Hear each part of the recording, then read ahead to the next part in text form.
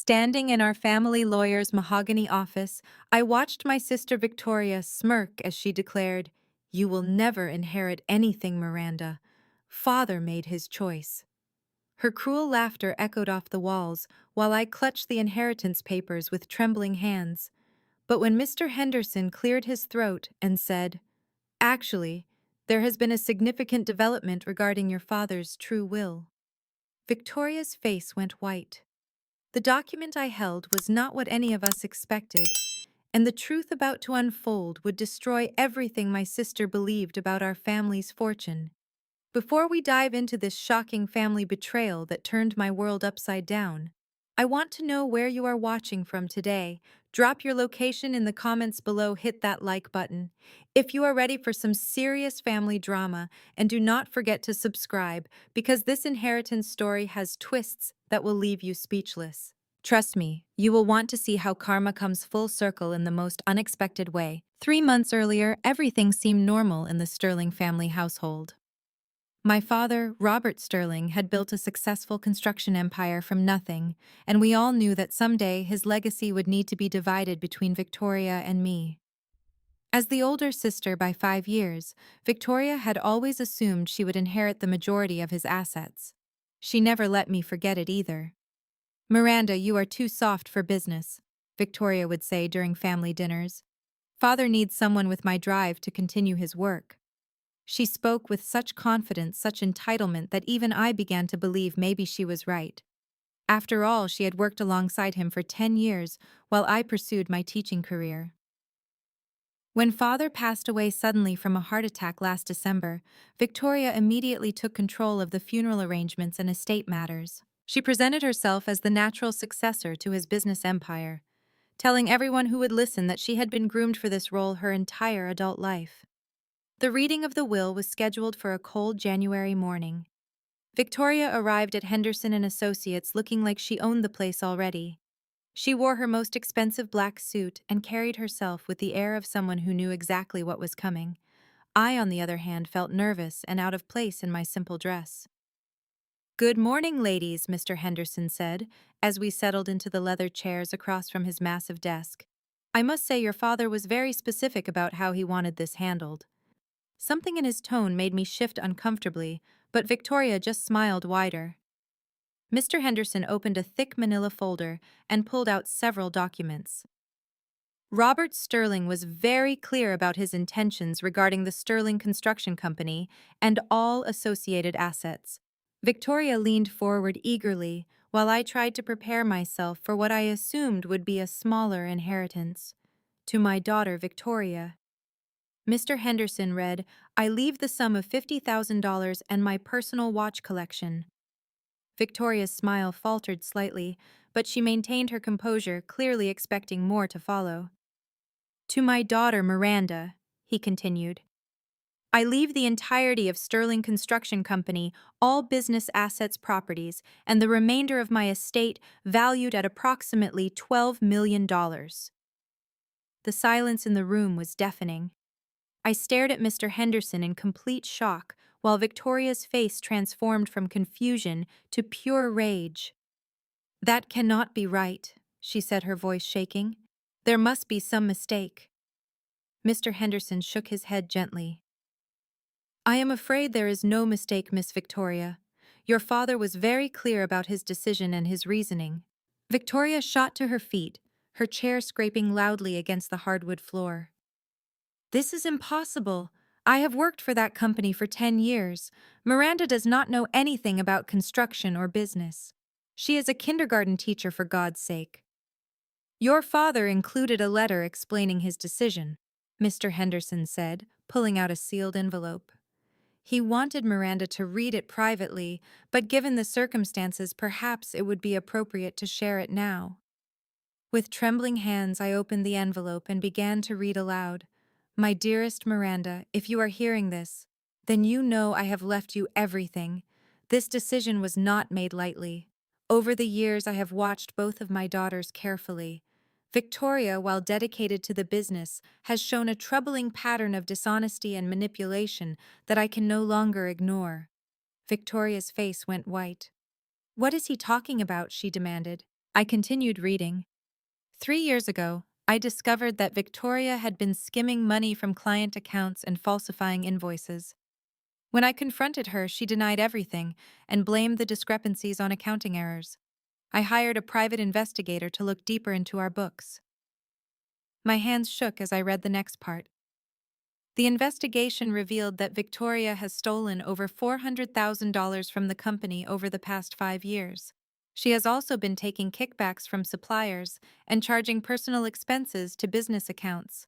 Most disturbingly, she has been telling our biggest clients that she is the true owner of the company and that I am merely a figurehead. Victoria lunged for the letter, but I pulled it away. "That is a lie," she screamed. "He is lying. I would never steal from my own family." But Mr. Henderson was already pulling out another folder, this one much thicker. "Your father provided extensive documentation to support these claims," he said quietly.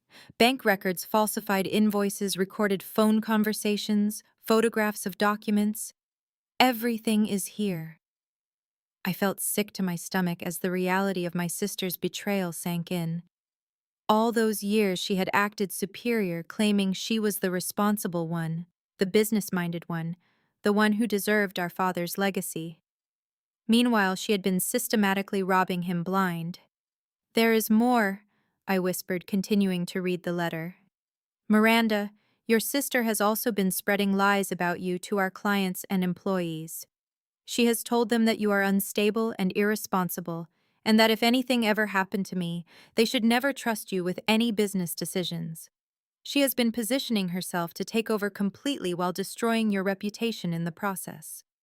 Victoria collapsed back into her chair, her face pale and her hands shaking. "You cannot prove any of this," she said weakly. Mr. Henderson spread out a series of documents across his desk. "Actually, we can prove all of it. Your father spent months gathering evidence before his death. He intended to confront you formally after the holidays, but his heart attack prevented that conversation." As I stared at the mountain of evidence before me, I realized that my father's death had not just taken away the man I loved most in the world. It had also revealed that my sister, the person I had looked up to my entire life, was nothing more than a thief and a liar. The weeks following the will reading passed in a blur of disbelief and anger. Victoria had stormed out of the lawyer's office that day, screaming threats about contesting the will and promising to make my life miserable. True to her word, she immediately began spreading vicious rumors about me throughout our small town. "Miranda manipulated our dying father," she told anyone who would listen. "She is completely unfit to run a construction company. The whole thing will collapse within 6 months." Her campaign of character assassination was relentless and effective. Former family friends started avoiding me at the grocery store, and several of my father's longtime business associates called to express their concerns about my ability to manage the company. But I had something Victoria did not know about. I had been quietly investigating her claims and discovering just how deep her deception ran. The private investigator my father had hired, a sharp woman named Rebecca Martinez, had left copies of all her findings with Mr. Henderson. When I asked to see everything, what I found was even worse than what had been revealed in the letter. Victoria had not just stolen money from the company, she had been systematically destroying my father's relationships with key clients by telling them he was becoming senile and unreliable. She had convinced 3 major contractors to switch to competitors by claiming that Sterling Construction would be folding soon due to my father's declining mental health. Most shocking of all, she had been forging my father's signature on contracts and using her power of attorney, which she had obtained under false pretenses, to redirect company profits into personal investment accounts she had hidden from the family. "Your sister is facing potential criminal charges," Rebecca explained when we met at a coffee shop downtown. "The evidence of embezzlement is overwhelming, and the fraud charges could send her to prison for years. But she does not know we have all this documentation yet." I realized this was my opportunity to expose Victoria's crimes in the most public and humiliating way possible. Our town's annual Chamber of Commerce dinner was scheduled for the following weekend, and every prominent business owner and community leader would be there. Victoria had already announced her intention to attend, planning to use the event to further damage my reputation and position herself as the wronged party in our inheritance dispute. I spent the next week carefully planning my strategy. With Rebecca's help, I organized all the evidence into a clear, compelling presentation. Bank records, forged documents, recorded phone calls where Victoria badmouthed our father to clients, photographs of falsified invoices, everything was arranged chronologically to tell the story of her systematic betrayal. But I needed to be smart about this. If I simply stood up and accused Victoria publicly without proper setup, I would look petty and vindictive. Instead, I decided to let her hang herself with her own lies. The night of the chamber dinner, Victoria arrived looking radiant in an expensive red dress that I now realized she had probably bought with stolen money.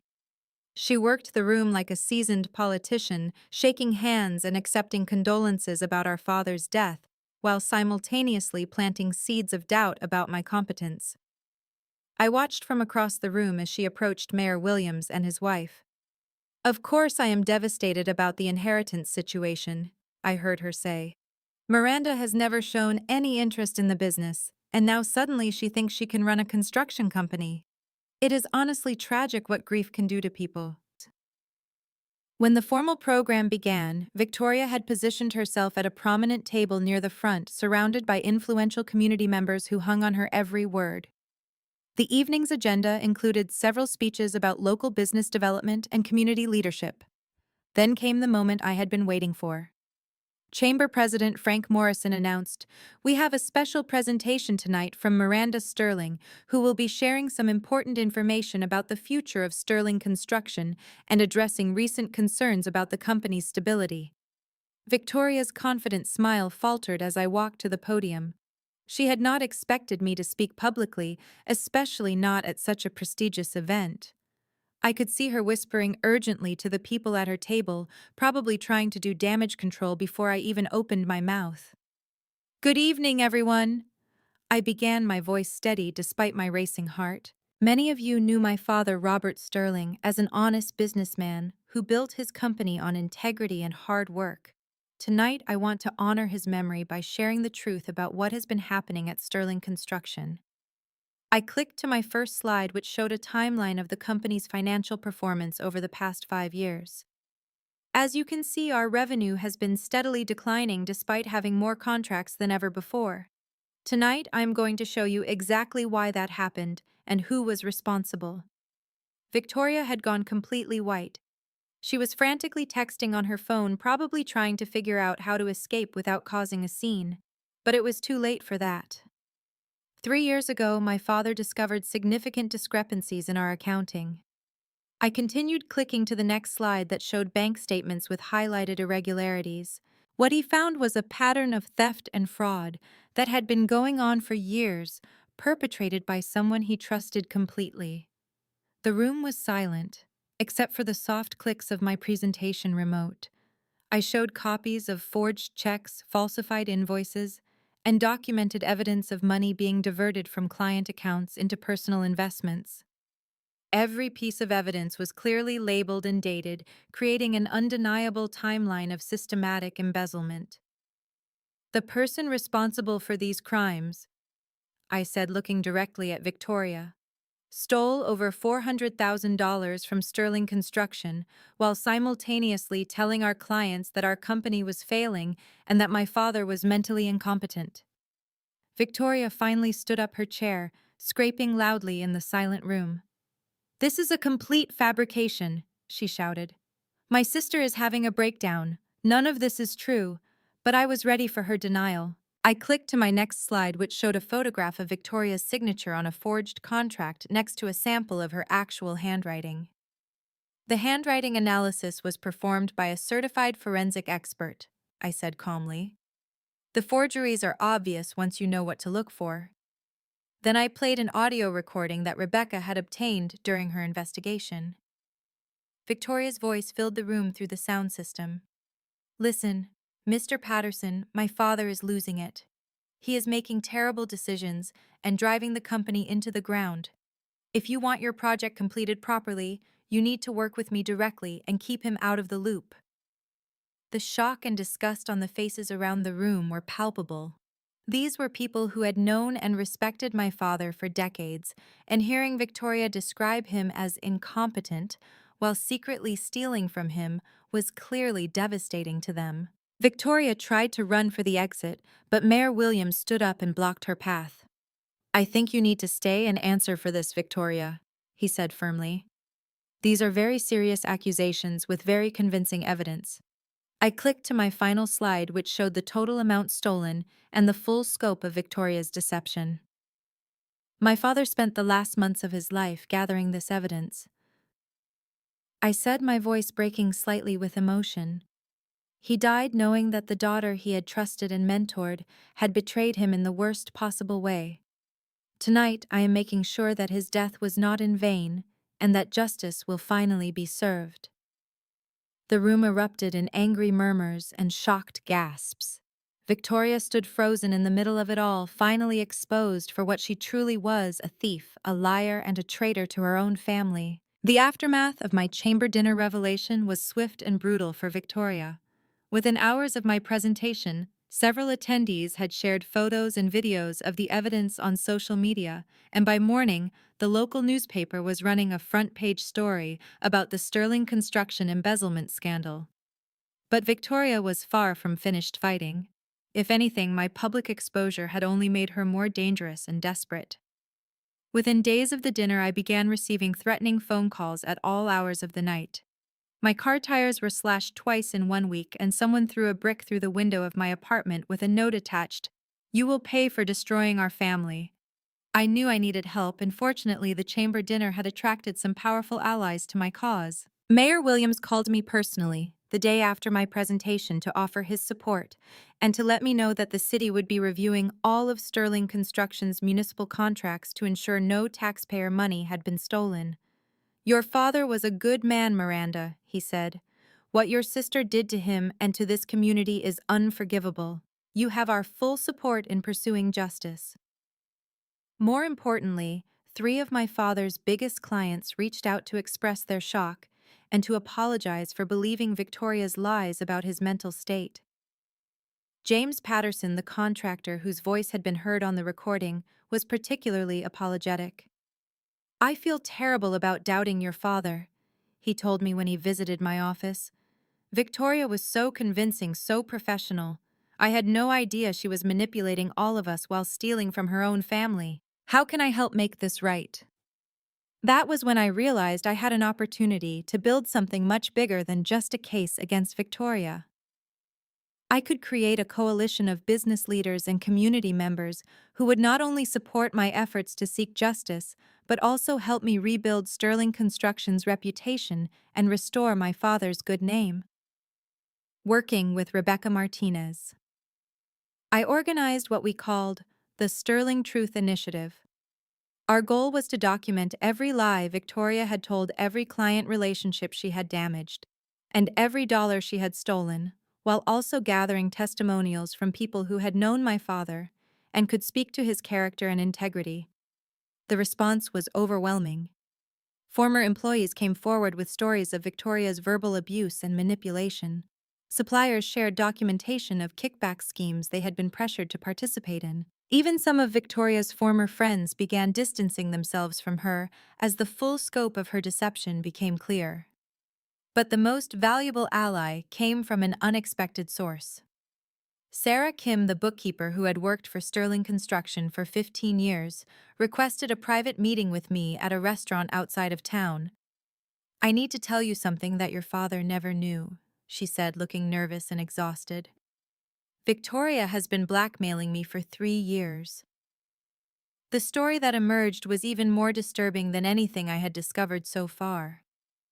Victoria had discovered that Sarah had been having an affair with a married client, and she had used that information to force Sarah to help cover up the embezzlement scheme. "She made me create false entries in the accounting software," Sarah explained through tears. "She said if I did not help her, she would tell my husband and the client's wife about the affair. I was trapped, Miranda. I wanted to tell your father, but I was terrified of what Victoria would do." Sarah's confession provided the missing piece of the puzzle.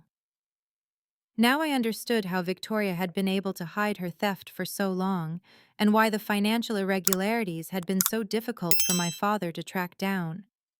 She had not just been stealing money, she had been systematically corrupting the entire accounting system with Sarah's forced assistance. I have copies of everything, Sarah said, sliding a flash drive across the table. Every false entry, every manipulated record, every document Victoria forced me to create. I have been keeping evidence for years, hoping someday I would have the courage to expose her. The flash drive contained a treasure trove of evidence that would make the criminal case against Victoria absolutely airtight. But more importantly, Sarah's willingness to come forward and testify against Victoria, despite the personal cost, showed me that my sister's web of manipulation was finally unraveling. Word of Sarah's cooperation spread quickly through our network of allies, and it seemed to embolden others to speak out as well. Within 2 weeks of the chamber dinner, 12 people had come forward with evidence of Victoria's crimes, lies, or manipulation tactics. The momentum was building toward what felt like an inevitable reckoning. Victoria had spent years carefully constructing a false narrative about herself and our family, but now that narrative was collapsing under the weight of evidence and testimony from the very people she had deceived. District Attorney Patricia Reeves called me personally to schedule a meeting about pressing formal charges against Victoria. With the evidence you have gathered, we can pursue multiple felony counts, she explained. Embezzlement, fraud, forgery, conspiracy, possibly even racketeering given the organized nature of her scheme. But just as everything seemed to be falling into place, I received a phone call that would change everything and make me question whether I could trust anyone in my life. The call came from Rebecca Martinez, the private investigator who had been helping me build the case against Victoria. Her voice was shaky and urgent when she spoke. "Miranda, we need to meet immediately," she said. "Something has happened that you need to know about. I cannot discuss it over the phone, but I think you may be in danger." As I hung up the phone and prepared to meet Rebecca, I had no idea that my carefully constructed alliance was about to be tested in the most devastating way possible. Someone close to me was about to reveal their true loyalties, and the betrayal would nearly destroy everything I had worked so hard to build. The foundation of trust I had built with my allies was solid, but I was about to learn that even the strongest foundations can crumble when someone you trust completely decides to switch sides for their own benefit. I met Rebecca at a secluded diner on the outskirts of town, my heart racing with anxiety about what she needed to tell me so urgently. When I arrived, she was sitting in a corner booth, constantly checking her phone and looking over her shoulder like she expected someone to follow her. "Miranda, sit down," she said quietly. "What I am about to tell you is going to be very difficult to hear, but you need to know the truth before tomorrow's meeting with the district attorney."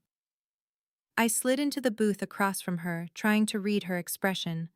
Rebecca had been my most trusted ally throughout this entire ordeal, the one person I felt I could rely on completely. Seeing her this nervous and secretive made my stomach churn with dread. "3 days ago, I received a very interesting phone call," she began, her voice barely above a whisper. "It was from Victoria's attorney, Marcus Webb. He wanted to meet with me privately to discuss a business proposition." My blood ran cold. "What kind of proposition?" Rebecca pulled out her phone and showed me a recording app. "I recorded our conversation because something felt wrong from the moment he called. Listen to this." She pressed play and Marcus Webb's smooth voice filled the space between us. "Miss Martinez, my client, Victoria Sterling, has been reviewing your investigation report and she is impressed by your thoroughness and professionalism.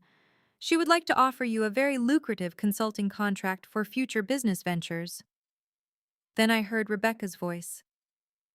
"I am not sure I understand what you are suggesting, Mr. Webb." "Victoria is prepared to offer you $50,000 up front and a guaranteed annual retainer of $75,000. All you need to do is provide her with copies of all evidence you gathered against her, including any recordings or documents that have not yet been shared with law enforcement." My hands started shaking as I realized what I was hearing. Victoria was trying to buy off my private investigator to sabotage my case against her. There is more, Rebecca continued, fast-forwarding the recording. Listen to this part. Webb's voice continued. Miss Martinez, you should know that Victoria has some very interesting information about Miranda's mental health history.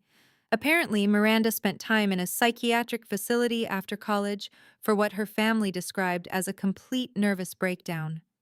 Victoria has medical records and witness statements that could seriously damage Miranda's credibility if this case goes to trial. I felt like I had been punched in the stomach. The psychiatric facility was something I had never told anyone except my closest family members. After my college boyfriend died in a car accident, I had struggled with severe depression and anxiety that required intensive therapy and medication. I had voluntarily admitted myself for treatment, and the experience had actually been crucial for my recovery and personal growth.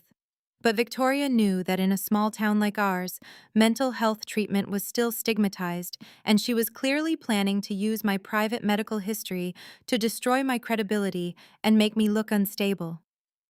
Did you take the money? I asked Rebecca, dreading her answer. Rebecca looked me straight in the eyes. Miranda, I have to tell you something else. The reason I called you so urgently tonight is because I already knew about your psychiatric treatment. Victoria told me about it weeks ago, right after the chamber dinner. The room started spinning around me. What are you saying? Victoria approached me the day after your presentation, Rebecca said, her voice getting stronger. She offered me $25,000 to provide her with advance copies of any evidence we planned to present to the district attorney. She said she just wanted to prepare her defense, that it was perfectly legal for her to know what she was being accused of. I stared at Rebecca in complete shock. And you did it. You gave her our evidence.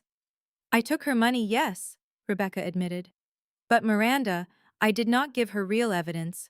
I gave her falsified documents that made it look like our case was much weaker than it actually is. I have been playing double agent this entire time, gathering intelligence about her defense strategy while feeding her false information about our plans. Relief flooded through me, followed immediately by confusion and anger. Why did you not tell me what you were doing? Do you have any idea how scared I was just now? Because I needed Victoria to believe she had successfully bought me off, Rebecca explained. For the past 3 weeks, she has been telling me all about her plans to destroy you. She hired a team of lawyers who specialize in character assassination. She has been gathering statements from people claiming you are emotionally unstable and incompetent. She even tried to get your former therapist to violate confidentiality and provide her with details about your treatment. My head was spinning, trying to process everything Rebecca was telling me.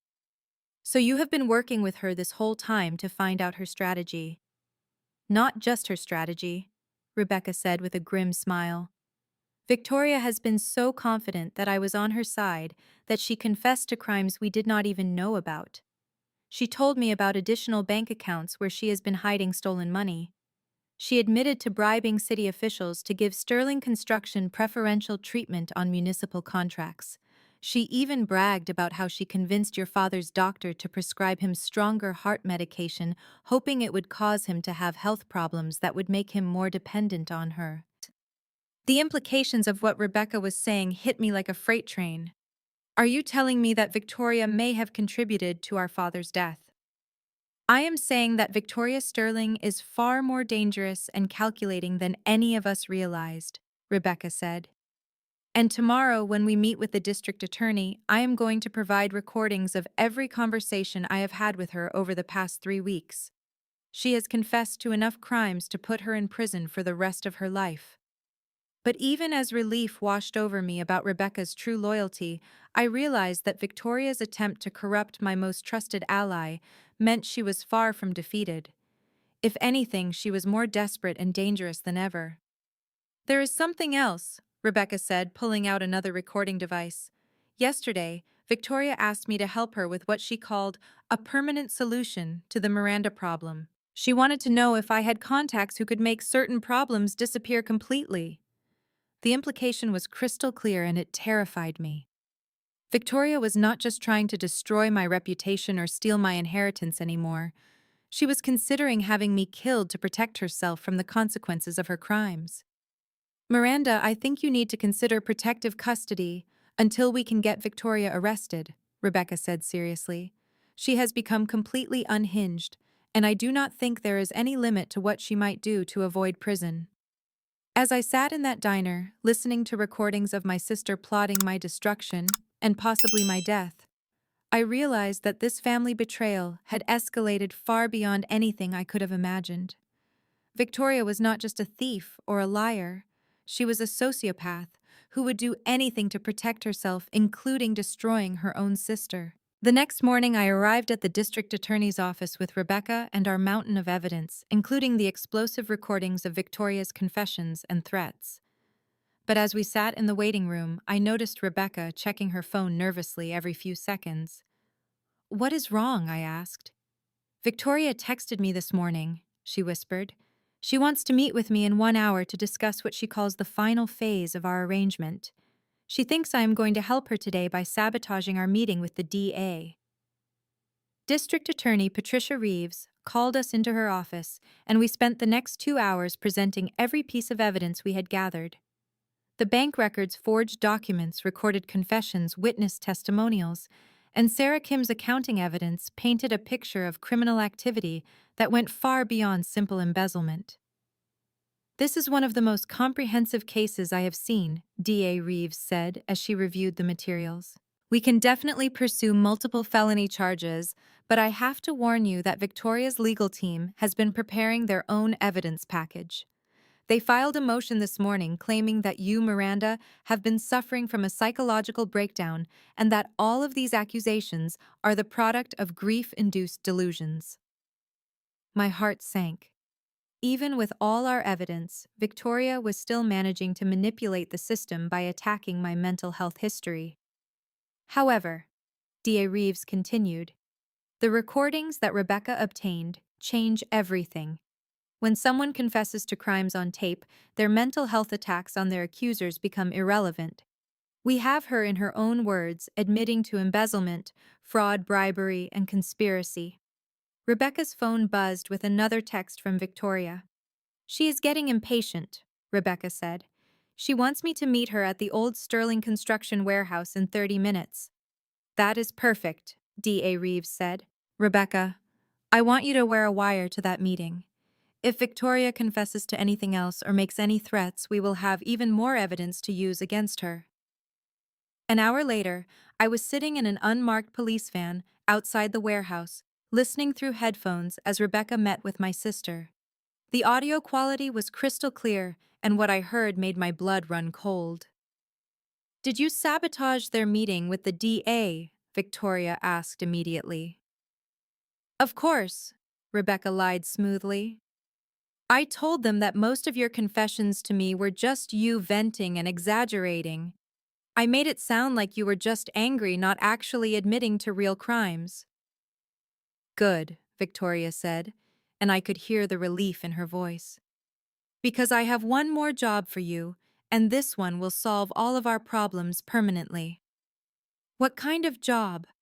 Victoria's voice dropped to a whisper, but the recording equipment picked up every word.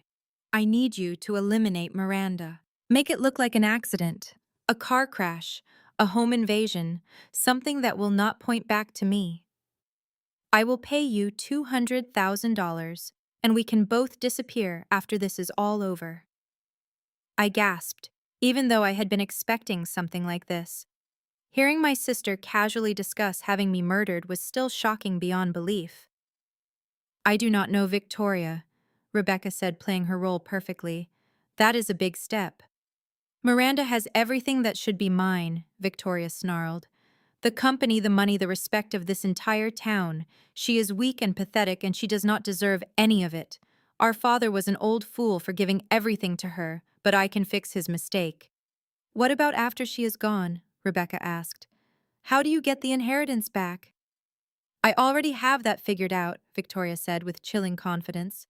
"I forged a newer version of Father's will that leaves everything to me. Once Miranda is dead, I will produce that document and claim it was hidden in Father's personal safe." Who is going to question a grieving sister who has just lost her last remaining family member? The police officers in the van were frantically taking notes and signaling to their backup units. This confession was beyond anything we had hoped for. Victoria was not just admitting to past crimes, she was detailing her plans for future ones. There is something else, Victoria continued. I have been poisoning Miranda's reputation for months, telling everyone she is unstable and suicidal. When she dies, people will just assume she could not handle the pressure of running the business. It will be tragic, but not suspicious. You have really thought this through, Rebecca said, her voice steady, despite the horrifying conversation she was having. I have been planning this for years, Victoria admitted. Even before Father died, I knew that Miranda would never willingly give me what I deserved. I have been setting up contingency plans for every possible scenario. Then Victoria said something that changed everything. Actually, I think Father's heart attack was not as natural as everyone believes. I may have helped it along by switching his heart medication with a higher dosage. The old man was getting too suspicious about the missing money, and I needed him gone before he could change his will again. The silence in the van was deafening. Victoria had just confessed to murdering our father. But just as the police were preparing to move in and arrest Victoria, we heard another voice in the warehouse. Someone else had arrived at the meeting. Victoria Sterling, you are under arrest for conspiracy to commit murder, embezzlement, fraud, and the murder of Robert Sterling. It was Detective James Morrison, Mayor Williams' nephew, who had been working undercover on our case for weeks. He had been hiding in the warehouse before Victoria arrived, gathering additional evidence and ensuring that Rebecca's safety was protected during the sting operation. You cannot arrest me, Victoria screamed. I have not done anything. This woman is lying. Actually, Victoria, we have been recording this entire conversation, Detective Morrison said calmly. You just confessed to multiple felonies, including the murder of your own father. The sound of handcuffs clicking closed was clearly audible through the recording equipment, followed by Victoria's furious screaming and threats as she was read her rights. As I sat in that police van listening to my sister's arrest, I realized that justice was finally being served. But more than that, I had discovered who my true allies were. Rebecca had risked her life to help me expose Victoria's crimes, and Detective Morrison had worked tirelessly behind the scenes to ensure that justice prevailed. The family I had been born into had betrayed me in the worst possible way, but I had found a new family of people who believed in truth, justice, and protecting the innocent. And that family was about to help me reclaim everything Victoria had tried to steal. 6 months after Victoria's arrest, I stood in the same courthouse where our inheritance battle had begun. But this time, I was watching my sister face the consequences of her crimes. The trial had been swift and decisive, once all of our evidence was presented to the jury. Victoria was convicted on 12 felony counts, including first-degree murder for our father's death, conspiracy to commit murder for her plot against me, embezzlement, fraud, forgery, and bribery. The judge sentenced her to life in prison without the possibility of parole, calling her crimes a breathtaking betrayal of family trust and human decency. Watching Victoria led away in handcuffs should have felt like a moment of triumph, but honestly, it just felt sad. This was the sister I had looked up to my entire life, the person I had trusted and loved unconditionally. Learning that she was capable of such evil had fundamentally changed how I viewed family trust and human nature. But the trial had also revealed something beautiful about the community my father had built around him. Dozens of people came forward to testify about his character, his integrity, and his positive impact on their lives. Former employees, clients, suppliers, and community members all spoke about the Robert Sterling. They knew a man who treated everyone with respect, who paid his bills on time, who kept his word, and who genuinely cared about his community. More importantly, these same people embraced me as his true successor. Sterling Construction not only survived the scandal, but actually became stronger because of it.